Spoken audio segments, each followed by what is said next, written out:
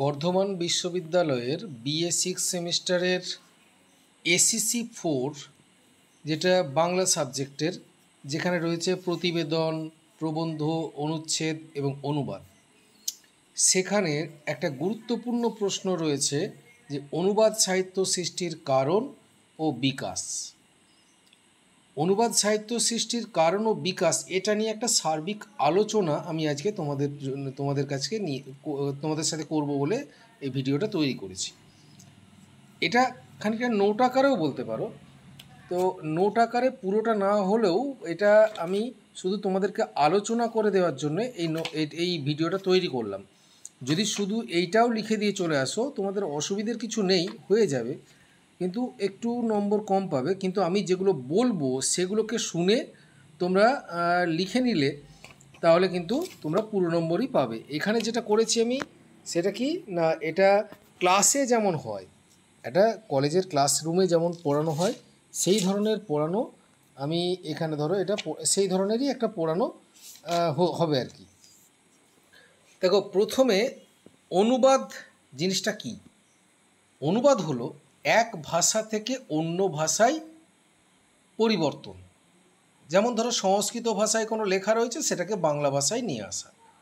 কোনোটা ইংরেজিতে আছে, সেটা বাংলায় নিয়ে আসা, বা বাংলাতে আছে সেটা ইংরেজিতে নিয়ে আসা। এইটাকেই বলা হয় অনুবাদ। এবারে আমাদের প্রশ্ন হচ্ছে অনুবাদ সৃষ্টি কেন হলো। দেখো, অনুবাদ সৃষ্টির প্রধান কারণ হচ্ছে তিনটে। প্রথম কারণটা হচ্ছে, দেখো আমরা একটা কথা বলি, পঞ্চদশ শতাব্দী থেকে অনুবাদ সাহিত্য সৃষ্টি শুরু হয় এবং জনপ্রিয়তা লাভ করে।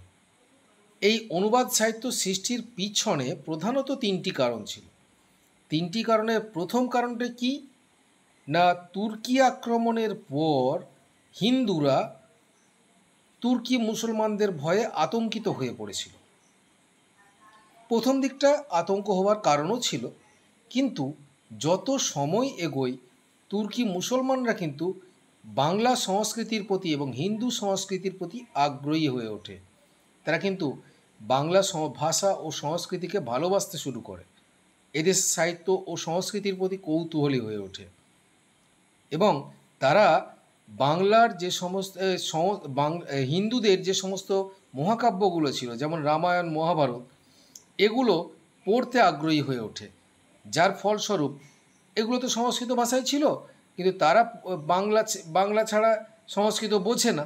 সেই জন্যে তারা রামায়ণ এবং মহাভারতকে বাংলায় অনুবাদ করার জন্য বিভিন্ন সভাকবিদের রাখতে শুরু করে। এর ফলে কি হয়, হিন্দু এবং মুসলমানদের মধ্যে প্রীতির বন্ধন সৃষ্টি হয়। হিন্দুদের মুসলমান ভীতিটা অনেকটাই কমে যায়। তাহলে এই হিন্দু এবং মুসলিম সংস্কৃতির সমন্বয়ের কারণেই অনুবাদ সাহিত্য সৃষ্টি হয়েছিল বলে অনেকের অনুমান। এটা গেল প্রথম কারণ, যে হিন্দু মুসলিম সংস্কৃতির সমন্বয়। দ্বিতীয় কারণটা কি, যে বাঙালি সমাজের পূর্ণতা প্রাপ্তি, বাঙালি সাহিত্য ও সংস্কৃতির পূর্ণতা প্রাপ্তি। বাঙালি সমাজে পুনর্গঠনের জন্য বাঙালি ঐতিহ্যের সর্বভারতীয় প্রাণধারার সঙ্গে যোগ স্থাপনের প্রয়াসে স্বল্পশিক্ষিত ও অশিক্ষিতদের সঙ্গে পৌরাণিক ঐতিহ্য ও ভাবাদর্শের মিলনের প্রয়োজনে এবং বাঙালির সংস্কৃতি ও সাহিত্যের পূর্ণতা প্রাপ্তির কারণে অনুবাদ সাহিত্যের সৃষ্টি হয়েছিল বলে অনেকের অনুমান। তাহলে দুটো পয়েন্ট ফেলে একটা পয়েন্ট হচ্ছে হিন্দু ও মুসলিম সংস্কৃতির সমন্বয়। আমি যেগুলো বললাম সেগুলো লিখবে তোমরা, এর ব্যাখ্যাটা। আর দ্বিতীয় পয়েন্টটা হচ্ছে বাংলার সাহিত্য ও সংস্কৃতির পূর্ণতা প্রাপ্তি। যেগুলো আমি বললাম সেগুলো তোমরা লিখে নেবে। আচ্ছা, তৃতীয়ত হিন্দু সমাজের ভাঙন রোধ। তোমাদের হয়তো এটা জানা আছে নাকি, জানা হয়তো নেই, যে হিন্দু সমাজে অনেকগুলো ভাগ ছিল, যার সর্বশেষ ভাগে ছিল শূদ্ররা, অর্থাৎ নিম্ন শ্রেণীর হিন্দুরা। এই শূদ্রদের ছায়া মারাতো না ব্রাহ্মণ, ক্ষত্রিয়, বৈশ্যরা, বিশেষ করে ব্রাহ্মণ্য শ্রেণী এই শূদ্রদের ছায়া পর্যন্ত মারাতো না। ফলে শূদ্ররা কী করেছিল, দলে দলে হিন্দু ধর্ম ত্যাগ করে মুসলিম ধর্ম গ্রহণ করেছিল। ফলে হিন্দু ধর্মে ভাঙন ধরেছিল। এই ভাঙন রোধ করার জন্যেও অনুবাদ সাহিত্যের সৃষ্টি হয়েছিল বলে পণ্ডিতদের অনুমান। তাহলে মূলত এই তিনটে পয়েন্ট ওই মুসলিমদের নিম্নবর্ণের হিন্দুরা যাতে মুসলিম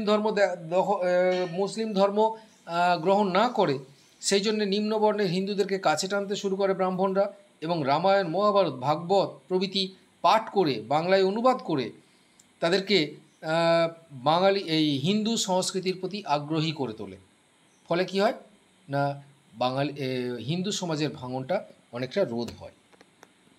দেখো, এই হলো অনুবাদ সাহিত্য সৃষ্টির কারণ, প্রধান তিনটি কারণ। এরপর যেটা আছে বিকাশ, অনুবাদ সাহিত্যের বিকাশ। এই অনুবাদ সাহিত্যের বিকাশের তিনটে ধারা কি কি? এক হচ্ছে রামায়ণ, 2 মহাভারত এবং 3 ভাগবত।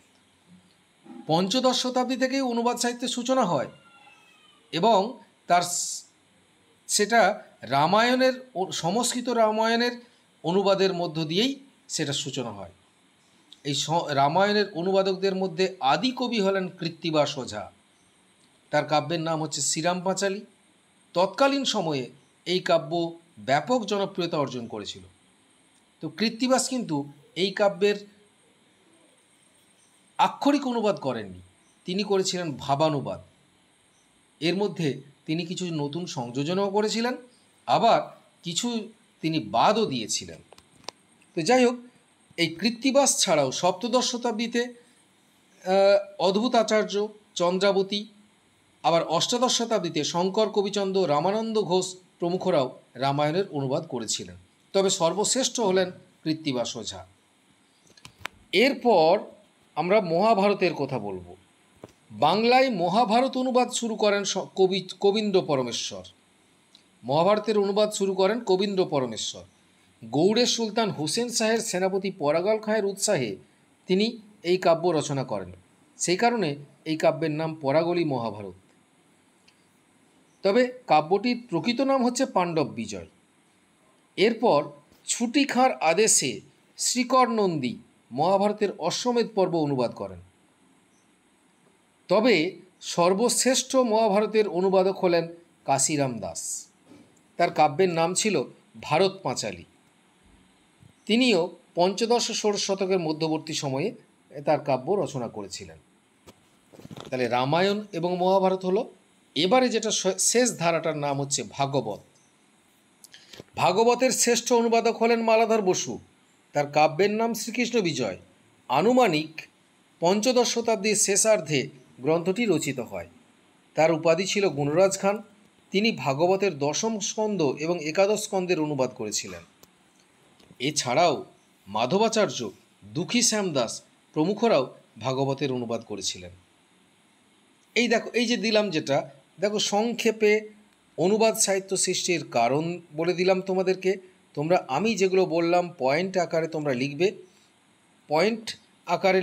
রামায়ণ, মহাভারত অনুবাদ, এইগুলো সৃষ্টির কারণগুলো আমি যেমন বললাম, প্রথমত, দ্বিতীয়ত, তৃতীয়, 3টে পয়েন্ট আমি দিয়েছি। সেই 3টে পয়েন্টের ব্যাখ্যা আমি যেমন দিলাম, সেই ব্যাখ্যাগুলো তোমরা লিখবে পরীক্ষার খাতায়।